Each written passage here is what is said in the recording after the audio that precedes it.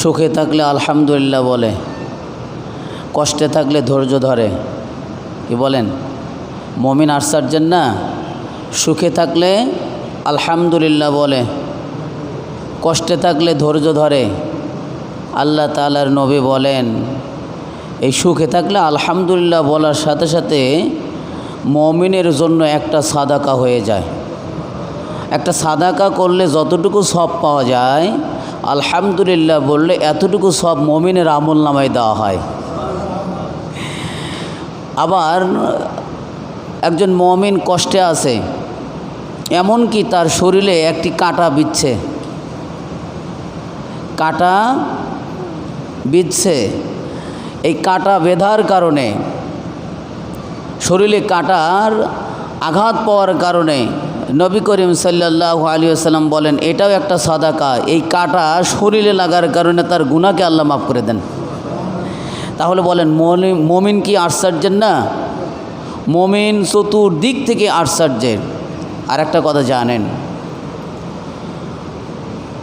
মুমিন, আল্লাহ তাআলা মুমিনকে মুমিনের বিষয় পরীক্ষা ছাড়া উন্নত দান করেন না। মুমিনকে পরীক্ষা করেই তার উন্নতি দান করেন। নবী করিম সাল্লাল্লাহু আলাইহি ওয়াসাল্লাম তিনি বলেছেন, আল্লাহ তাআলা যে মুমিনের কল্যাণ চান তাকে বালা মুসিবতে পরীক্ষা করেন। সুবহানাল্লাহ বলেন।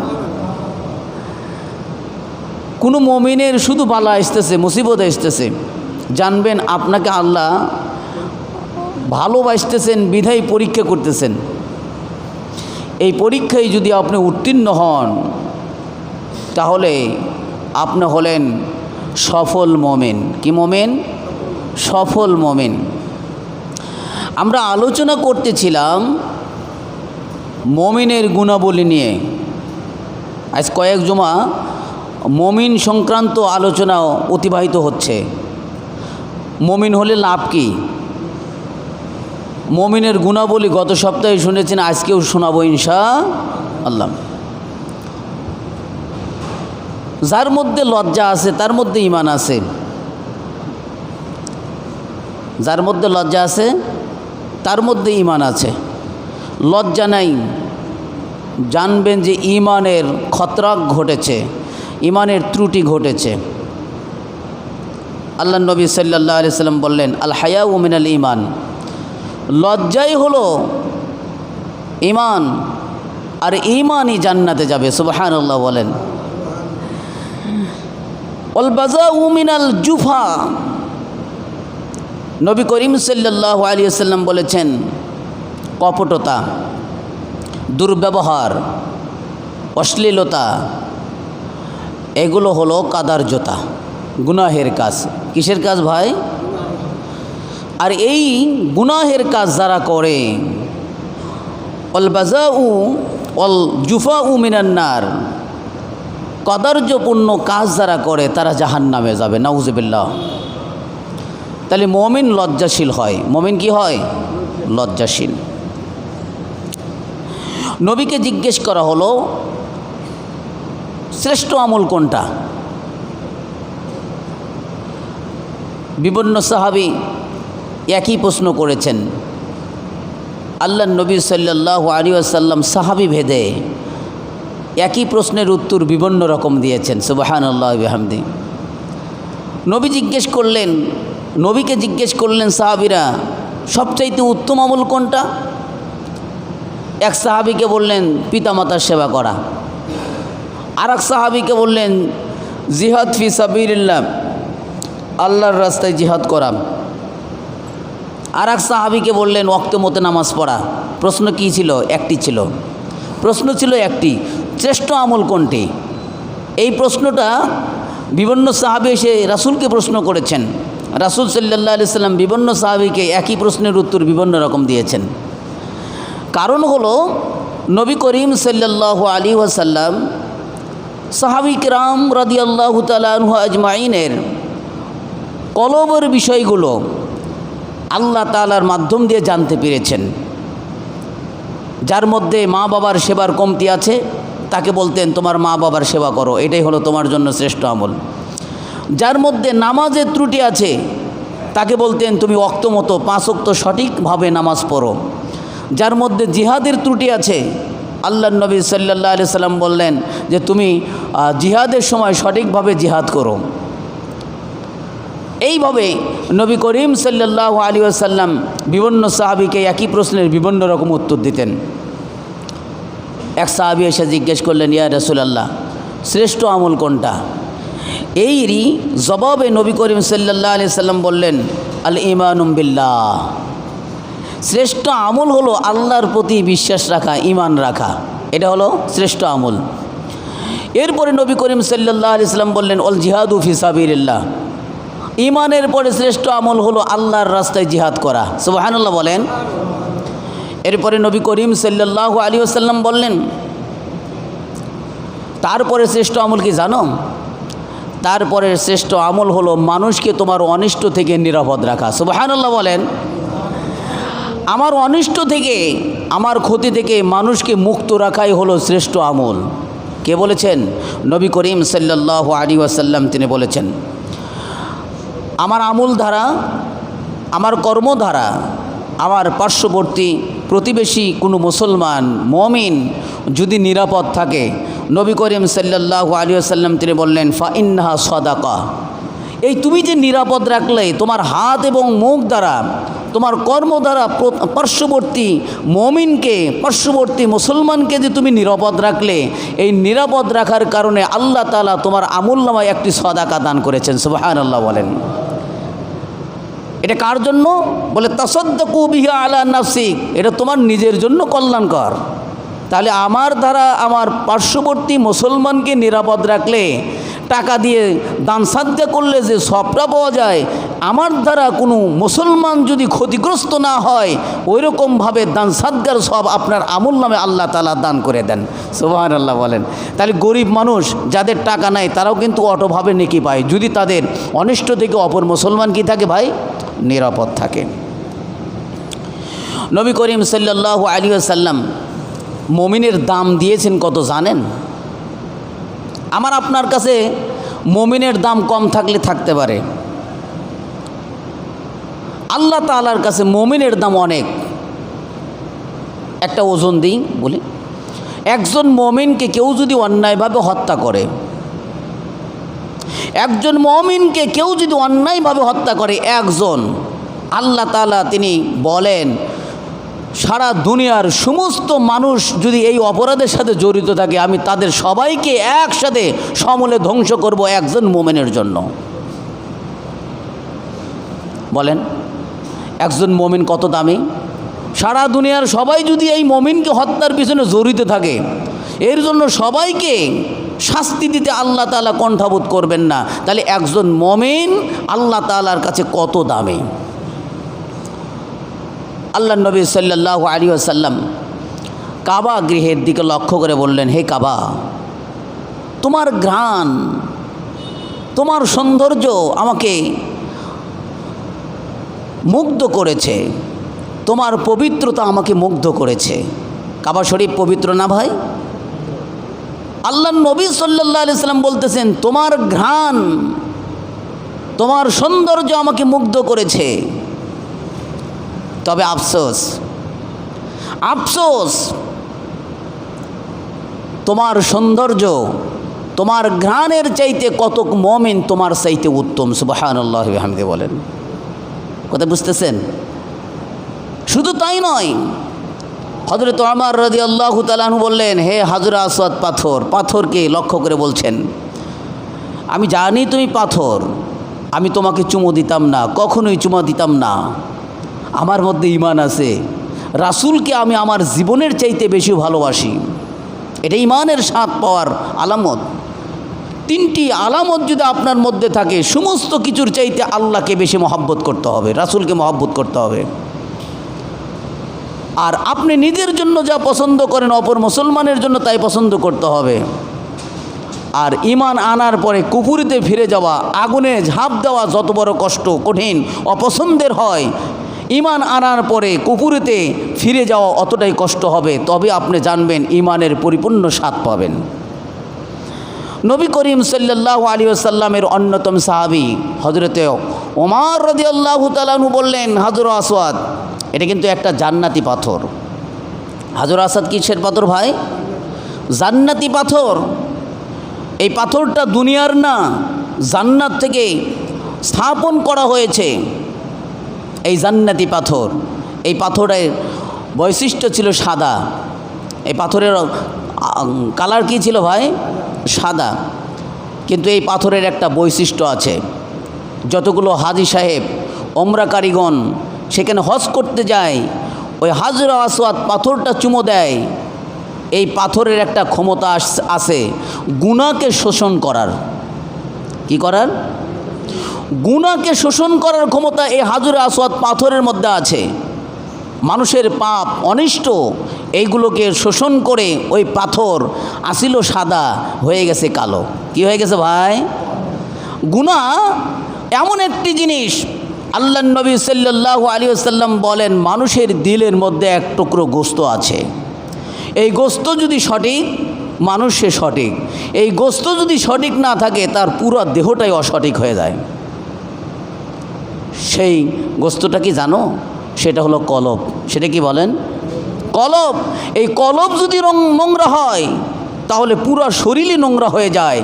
কলব যদি পবিত্র থাকে, পরিষ্কার থাকে, পুরো শরীরই পবিত্র থাকে। মানুষের পাপ শোষণ করে হাজর আসওয়াদ হয়ে গেছে কালো। কিন্তু নবী করিম সাল্লাল্লাহু আলাইহি সাল্লাম হাজর আসওয়াদকে চুমু দিতেন। কি দিতেন? চুমু দিতেন। হযরত ওমর বললেন, হাজর আসওয়াদ আমি তোমাকে আল্লাহর কসম খেয়ে বলছি চুমু দিতাম না, কোনো দিন চুমু দিতাম না, কাসমিন কালেও চুমু দিতাম না। আমার নবীকে আমি ভালোবাসি, আমার নবীর প্রতি আমার পূর্ণ ঈমান রয়েছে। নবী তোমাকে যদি চুমু না দিত, আমি তোমাকে কখনোই চুমু দিতাম না, কারণ তুমি হলে একটা পাথর। আসলে ওমর রাদিয়াল্লাহু তাআলা আনহু কিসে চুমু দিয়েছেন? নবীর মোহাব্বতে হাজর আসওয়াদে চুমু দিয়েছেন। হাজর আসওয়াদ পাথরকে চুমু দেন নাই। পাথর, সে তো পাথর, কিন্তু নবীর মোহাব্বত, নবী যেখানে চুমু দিয়েছেন সেখানে আমি নবীর মোহাব্বতে চুমু দিয়েছি। এটাই আমার আদর্শ, এটাই আমার সুন্নাহ। নবী করিম সাল্লাল্লাহু আলাইহি ওয়াসাল্লাম তাই তিনি বললেন, হে হাজর আসওয়াদ পাথর, হে কাবা, তোমার ঘ্রাণ, তোমার পবিত্রতা আমাকে মুগ্ধ করেছে, কিন্তু আফসোস একজন মুমিনের চাইতে তুমি শ্রেষ্ঠ নয়। আপনারা অনেকেই এই মসজিদকে অনেক দাম দিয়ে থাকেন, আমিও দেই, আপনিও দেন, এটাই মান। কি ভাই? কিন্তু আমার কাছে মসজিদের যে সম্মান, তার চাইতে বেশি সম্মান হলো মুমিনদের, আপনাদের। যদি জ্ঞান থাকে, যদি জ্ঞান থাকে, মসজিদের চাইতে মুমিনের দাম বেশি। মুমিন না থাকলে মসজিদ আবাদ হবে না ভাই। মুমিন না হলে এই মসজিদে কে আসবে? এই জন্য আল্লাহর নবী সাল্লাল্লাহু আলাইহি ওয়াসাল্লাম তিনি বললেন, আল মুমিনু আকরামু আলাল্লাহি আযজা ওয়া জাল্লা। একজন মুমিন আল্লাহ তাআলার নিকটে মিন বাদি মালাইকাতিহি, কত ফেরেশতার চাইতেও একজন মুমিন অনেক শ্রেষ্ঠ, অনেক শ্রেষ্ঠ। ফেরেশতার চাইতেও মুমিনের শ্রেষ্ঠ। সুবহানাল্লাহি ওয়া বিহামদিহি বলেন। নবী করিম সাল্লাল্লাহু আলাইহি ওয়াসাল্লাম তিনি বলেছেন, আফজালুল মুমিন আলাল্লাহি তাআলা ইনদাল্লাহি তাআলা মিনাল কাবা। নবী করিম সাল্লাল্লাহু আলাইহি ওয়াসাল্লাম বললেন, একজন মুমিন কাবার চাইতে, একজন মুমিন কাবার চাইতে শ্রেষ্ঠ। সুবহানাল্লাহি বিহামদিহি। কার কাছে? আল্লাহ তাআলার কাছে। কিসের কারণে ভাই? ঈমানের দৌলত অর্জন করার কারণে। মুআজ্জাজ মুহতারাম সম্মানিত উপস্থিতি সুধী, মুমিনের বৈশিষ্ট্য নিয়ে আলোচনা চলছে। একজন মুমিন কি বখিল হতে পারে? একজন মুমিন কি কাপুরুষ হতে পারে? সাহাবীরা নবী করিম সাল্লাল্লাহু আলাইহি ওয়াসাল্লামকে প্রশ্ন করতেছিলেন এভাবে, আয়াকুনুল মুমিনু জাবানান, হে নবী, একজন মুমিন কি কাপুরুষ হতে পারে? একজন মুমিন কি বখিল হতে পারে? তারই উত্তরে নবী করিম সাল্লাল্লাহু আলাইহি ওয়াসাল্লাম বললেন, হ্যাঁ হতে পারে। কখনো কখনো কোনো কোনো মুমিন বকিল হতে পারে, কাপুরুষ হতে পারে। এরপরে নবী করিম সাল্লাল্লাহু আলাইহি ওয়াসাল্লামকে আবার প্রশ্ন করলেন সাহাবীরা, আয়াকুনুল মুমিনু কাজ্জাবান, ইয়া রাসূলুল্লাহ, একজন মুমিন কি মিথ্যাবাদী হতে পারে? প্রথম কি বলল? কাপুরুষ হতে পারে কিনা। তারপরে কি বলল? বখিল হতে পারে কিনা। বখিল কাকে বলে? মানে যে দান সাদকা করতে চায় না, করে খুব কষ্টে, করে খুবই কষ্টে, এটাকে বখিল বলে। আপনার কাজ আপনাকে করতে হবে, আমাকে বলতে হবে কেন? আপনি দান সাদকা করলে আপনি মুক্তি পাবেন, নাজাত পাবেন। গরিবের সকল হক তো আপনি খাইতে পারেন না, পারেন কি? বাজারে গেলে একটা মুরগি কিনলে সব কিছু খান না, বাধ্য আপনি ফুরে ফেলে দেন, বাধ্য আপনি বিট ফেলে দেন, নাড়ি ভুড়ি ফেলে দেন। ওটাও তো টাকা দিয়ে কিনছিলেন, কিন্তু ফেলে দেন কেন? বাধ্য হয়ে। বাজারে যাইয়া গোস্ত কেনেন, হাড় সহকারে আপনাকে তো গোস্ত দেয়, যে টাকাতে আপনি গোস্ত কিনেছেন একই টাকায় হাড় কিনেছেন, আপনি বাধ্য হাড় কেন ফেলে দেন? টাকাতে তো কিনেছেন, ফেলে দেন কেন? বলে ওটা আমার হক না, ওটা কুকুরের হক। বাজারে যা মাছ কেনেন, মাছ কিনেছেন, মাছের সব অংশ আপনি খান না, কাটা কেন ফেলে দেন? বলে বাধ্য, ওই কাটা যদি না ফালায় তাহলে আমার গলায় আটকেবে, ওটা বিড়ালের হক। ও এইগুলো বাধ্য হয়ে আপনি ফেলে দেন। কিন্তু আপনি যে অর্জন করা টাকা উপার্জন করেছেন, সেখানে 100 টাকায় 2.5 টাকা গরিব মানুষের হক রয়েছে। ওই টাকাকে স্বচ্ছ করার জন্য দান সাদকা আপনার উপর বাধ্যতামূলক করা হয়েছে। আপনি কেন তা খরচ করেন না? বখিলতা করেন কেন? আপনি বখিলতা করলে আপনি নিজে ক্ষতিগ্রস্ত হবেন। বখিলের ধন পিঁপড়ায় খায়, বখিল নিজেও তা খাইতে পারে না। তারপরেও কত মুমিন, ওর মধ্যে যে ঈমান একদম নাই তা না, মাঝে মাঝে তো দান করে, বেশির কাছে কি করে? কম করে। তাই নবী করিম সাল্লাল্লাহু আলাইহি সাল্লাম বললেন, হ্যাঁ বখিলও মুমিন হতে পারে, মুমিন বখিল হতে পারে, কিন্তু এটা মুমিনের সিফাত নয়। মুমিন বখিলতা বর্জন করবে, বখিলতা অর্জন করবে না। কিন্তু মুমিন কোনো ক্রমেই, কোনো অবস্থাতেই একজন মুমিন মিথ্যা বলতে পারে। বলেন সবাই একটু বলেন, আল্লাহর নবীকে বললেন মুমিন কি মিথ্যা বলতে পারে? বলে না, কোনো অবস্থায় একজন মুমিন মিথ্যা বলতেই পারে না। মিথ্যা সকল অনিষ্টের মূল, মিথ্যা সকল অপরাধের মূল। একটা মিথ্যা হাজার মিথ্যাকে রচনা করে, একটা মিথ্যা হাজার অপরাধকে সূচনা করে। মিথ্যা একজন মুমিনের সিফাত কোনো অবস্থায় হতে পারে না। নবী করিম সাল্লাল্লাহু আলাইহি সাল্লাম বললেন, একজন মুমিন একটি ইমারতের মতন। মুমিনের বৈশিষ্ট্য আল্লাহর নবী সাল্লাল্লাহু আলাইহি সাল্লাম তুলে ধরেছেন। ইমারত, বিল্ডিং, বিল্ডিং, এক ইটে বিল্ডিং হয়েছে? জবাব দেন, এক ইটে কি বিল্ডিং হয়েছে? একটা ইটে কখনো বিল্ডিং হয় নাই। একটা ইট কখনো মজবুত না। এটা আপনি হাত দিয়ে ধাক্কা দেন, ভাঙবে? কত ইটকে একসাথে যুক্ত করে এই বিল্ডিংটা করা হয়েছে, নাকি বলেন? আল্লাহর নবী সাল্লাল্লাহু আলাইহি সাল্লাম বলেন, একজন মুমিন আরেকজনের জন্য ইমারত স্বরূপ, তার একটা অংশ আর একটা অংশকে মজবুত করে। সুবহানাল্লাহি ওয়া বিহামদিহি। আমরা একই প্ল্যাটফর্মে আসব, মতনৈক্য ছোটোখাটো হতে পারে, থাকতে পারে, সামাজিকতা করতে গেলে অনেক সময় মতনৈক্য হয়, কিন্তু বৃহৎ বড় বড় কিছু স্বার্থে ছোট ছোট বিষয়কে ছাড় দিতে হবে। অন্যথায় আমাদের এই ঐক্য, আমাদের এই প্ল্যাটফর্ম কখনোই সঠিকভাবে ধরে রাখতে পারি না। আল্লাহর নবী সাল্লাল্লাহু আলাইহি সাল্লাম এটাই বুঝাইছেন, একজন মুমিন আরেকজনের জন্য ইমারত। আমরা একে অপরে পরস্পর শক্তি নিয়ে বেঁচে থাকব, এটা হলো মুমিনের বৈশিষ্ট্য। মুমিন কখনো পৃথক থাকে না, মুমিন একাকী থাকে না ভাই। একাকীর মাঝে থাকে শয়তান। একাকীর মাঝে কি থাকে ভাই? শয়তান। আর ঐক্যবদ্ধতার মধ্যে আল্লাহ তাআলার পক্ষ থেকে মদদ হয়। কি হয়? আল্লাহ তাআলার পক্ষ থেকে কি হয়? মদদ হয়। মমিনের উদাহরণ আল্লাহ নবী সাল্লাল্লাহু আলাইহি ওয়াসাল্লাম ইমারতের পরে আর একটা দিয়েছেন, একটি জেসেমের মতন, একটি শরীরের মতন। মমিনের উদাহরণ কি ভাই? একটি শরীর, কোনো ব্যক্তির শরীরের মাথায় যদি আঘাত পায়, ইনিশতাকা রাসুহু ইনিশতাকা কুল্লু, যদি মাথায় আঘাত পায়, আল্লাহ নবী সাল্লাল্লাহু আলাইহি সাল্লাম বললেন সারা দেহ তার ব্যথা এসে যায়, ব্যথা অনুভব করে। আবার কারো যদি চোখে ব্যথা আসে, সারা শরীর ব্যথা হয়ে যায়, ফলে তার রাত্রে নিদ্রা অনিদ্রা হয়ে যায়, রাত্রে তার আর ঘুম হয় না। এরকম একটি মোমেনের বৈশিষ্ট্য হলো একটি দেহের মতন হবে। আমরা অপর ভাইকে অপর বলবো না, কুল্লু মুসলিমই খ, প্রত্যেকটি মুসলমান ভাই ভাই। অপর কি আছে এখানে?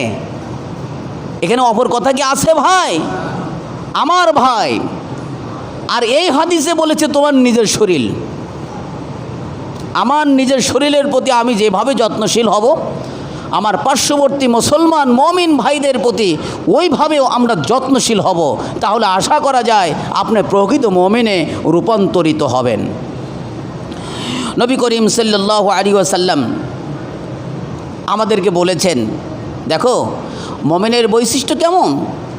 মমিন সকল অবস্থায় মুসিবত, বালা মুসিবত যদি আল্লাহর পক্ষ থেকে আসে, সেই ক্ষেত্রে আল্লাহ তাআলা তোমাকে কল্যাণের জন্য পরীক্ষা করেন।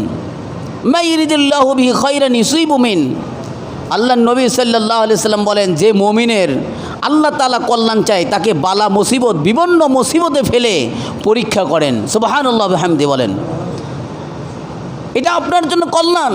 মুসিবতে আছেন, আল্লাহ তাআলার না শুকরি করেন না, শুকরিয়া আদায় করেন, আলহামদুলিল্লাহ ধৈর্য ধরেন, আল্লাহ তাআলা আপনাকে কল্যাণ দান করবেন। আপনি কল্যাণপ্রাপ্ত হয়েছেন আলহামদুলিল্লাহ বলে আল্লাহ তাআলার প্রশংসা আদায় করেন, আল্লাহ তাআলা আপনার কল্যাণকে আরও বাড়িয়ে দেবেন। সুবহানাল্লাহ বিহামদি বলেন। নবী করিম সাল্লাল্লাহু আলাইহি ওয়াসাল্লাম তিনি বলেন, একজন মুমিনের অন্যতম বৈশিষ্ট্য হলো একে অপরে পরস্পরে মিলেমিশে থাকে। কি থাকে ভাই? মিলেমিশে থাকে। আল্লাহ নবী সাল্লাল্লাহু আলাইহি সাল্লাম তিনি বলেছেন, ওই মুমিন যে পরস্পরের সাথে মিলেমিশে থাকে না এবং বালা মুসিবতে ধৈর্য ধারণ করে না, ওই মুমিনের চেয়ে ওই মুমিন শ্রেষ্ঠ যে মুমিন পরস্পরের সাথে মিলেমিশে থাকে এবং বালা মুসিবতে ধৈর্য ধারণ করে। অন্য আপনাকে কষ্ট দিয়েছে, আপনার পার্শ্ব প্রতিবেশী না বুঝে না জেনেই কষ্ট দিয়েছে, আপনি নিজে হক, আপনি নিজেও জানেন আমি হক, তারপর আমাকে কষ্ট দিয়েছে, হকের উপর আপনি অবিচল, হক বুঝেও আপনি ধৈর্য ধারণ করেছেন। আল্লাহ নবী সাল্লাল্লাহু আলাইহি সাল্লাম বলেন, যে মুমিন তোমাকে কষ্ট দিয়েছে তার চাইতে তুমি হলে উত্তম। সুবহানাল্লাহি বিহামদি। তার মানে প্রতিশোধ নেওয়ার চাইতে প্রতিরোধ করা ভালোর মাধ্যমে, এইটা ইসলাম আপনাকে শিক্ষা দিয়েছে। প্রতিশোধ নেওয়ার পরিবর্তে প্রতিরোধ কিভাবে করা যায়? অন্যকে আঘাত না করে নিজেকে সেভ করেও প্রতিরোধ করা যায় না ভাই? ভালোর মাধ্যমে আপনার সাথে অন্যায়ভাবে কটু ব্যবহার করেছে, তারই প্রতি উত্তরে আপনি ভালো আচরণ দিয়ে তার প্রতিরোধ করেন। আল্লাহ তাআলার নবী বলেন, তুমি হলে ওই মুমিনের চাইতে শ্রেষ্ঠ। সুবহানাল্লাহি বিহামদি বলেন। নবী করিম সাল্লাল্লাহু আলাইহি ওয়াসাল্লাম তিনি বলেন, একজন মুমিন কখনোই সীমালঙ্ঘনকারী হতে পারে না। একজন মুমিন কোনো অবস্থায় সীমালঙ্ঘনকারী হয় না। মুমিন পাপকে অনেক ভারী জানে ভাই, সীমালঙ্ঘন করে না। পাপের ব্যাপারে মুমিন সর্বদাই ভয় পায়। মুমিনের উদাহরণ নবী করিম সাল্লাল্লাহু আলাইহি ওয়াসাল্লাম বলেন, একজন মুমিনের অবস্থা এমন হয়, সে নিজে পাপকে পাহাড়ের মতন জানে। কিসের মতন জানে? বুঝতেছেন না? একজন মুমিন তার নিজের অপরাধকে, পাপকে পাহাড়ের মতন জানে। সে যদি মুমিন হয়, আল্লাহর প্রতি যদি বিশ্বাসী হয়, আখিরাতের প্রতি যদি বিশ্বাসী হয়, নিজের পাপকে পাহাড়ের মতন জানে, যেটার অনেক উদাহরণ হিস্টোরি সাহাবী কেরাম থেকে দিলে আপনারা অনেক সহজে বুঝতেন। সময় না থাকার কারণে হিস্টোরি ক্যান্সেল করলাম। নবী করিম সাল্লাল্লাহু আলাইহি ওয়াসাল্লাম তিনি বলেছেন, একজন মুমিন পাপকে পাহাড়ের মতন জানে, এমন পাপ করার পর মনে করে যে আমি যেন পাহাড়ের নিচে বসে আছি, কখন যেন পাহাড়টা আমার মাথার উপরে এসে থপাস করে পড়বে। আচ্ছা বলেন তো, একজন ব্যক্তির মাথার উপর যদি পাহাড় পড়ে, এই লোকটা জীবিত থাকবে না মৃত হবে? আল্লাহর নবী সাল্লাল্লাহু আলাইহি সাল্লাম এটাই বুঝাইছেন, একজন মুমিন পাপকে এত মারাত্মক জানে, এই পাপের কারণে তার মৃত্যু হবে, এটাই সে সুনিশ্চিত জানে। আর একজন পাপী ফাসেক বদ্দিন এই পাপকে কি জানে? এই লোকটা পাপকে জানে মাছির মতন। কিসের মতন? তার নাকের ডগার সামনে দিয়ে মাছি অতিক্রম করলে যেভাবে কোনো খেয়াল করে না, একজন পাপী ব্যক্তি পাপকে এরকমভাবে মাছির মতন বেখেয়ালি করে থাকে। তারা পাপকে তুচ্ছ তাচ্ছিল্যের চোখে দেখে। এই জন্য মুমিনের বৈশিষ্ট্য হতে হবে, মুমিনের বৈশিষ্ট্য হবে পাপকে ঘৃণা করতে হবে। তবে মুমিনের আরেকটা সিফত হলো পাপকে ঘৃণা করে কিন্তু পাপীকে কোনো সময় ঘৃণা করে না। মুমিনের কি সিফত বলেন? এক সাহাবী, নবী করিম সাল্লাল্লাহু আলাইহি সাল্লামের এক সাহাবী, আল্লাহর রাসূলের নির্দেশে রজম করে হত্যা করা হয় তাকে। এক সাহাবী মানে ক্রিটিসাইজ করছে, সমালোচনা করছে, এ অত বড় অপরাধ করছে যে তাকে রজম মেরে হত্যা করা হলো। মানে ওই পাপীকে ক্রিটিসাইজ করছে, সমালোচনা করছে। সাহাবী কিরাম রাদিয়াল্লাহু তাআলা আনহু আজমাইন তার এই উক্তিটা নবী করিম সাল্লাল্লাহু আলাইহি সাল্লাম শুনলেন। শোনার সাথে সাথেই নবী করিম সাল্লাল্লাহু আলাইহি সাল্লাম কথাটাকে ধরলেন, রে তুমি কি বললে? একে যে রজম মেরে হত্যা করা হয়েছে, ও পাপকে অনেক ভারী জেনেছে, পাপকে ভারী জেনেছে, এমনভাবে তওবা করেছে, এর তওবা যদি মদিনায় ছেড়ে দেওয়া হয়, মদিনার শত শত লোকের তওবার চাইতে এর তওবাটা অনেক ভারী হয়ে যাবে। সুবহানাল্লাহ বলেন। তার মানে নবী আমাদেরকে শিক্ষা দিলেন, পাপীকে ঘৃণা করো না, পাপকে ঘৃণা করো।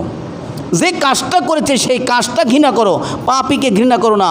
পাপী এক সময় তওবা করে ফিরে আসতে পারে। এই জন্য পাপীকে ওয়েলকাম দেওয়া, পাপীর সাথে ভালো আচরণ করে আপনার আচরণের তার পাপ যেন সে মুক্ত হতে পারে, এই ধরনের টেন্ডেন্সি মন মানসিকতা ওনার মধ্যে সৃষ্টি করে দেওয়া। পাপকে ঘৃণা করতে হবে, পাপীকে কোনো অবস্থায় ঘৃণা করা যাবে না।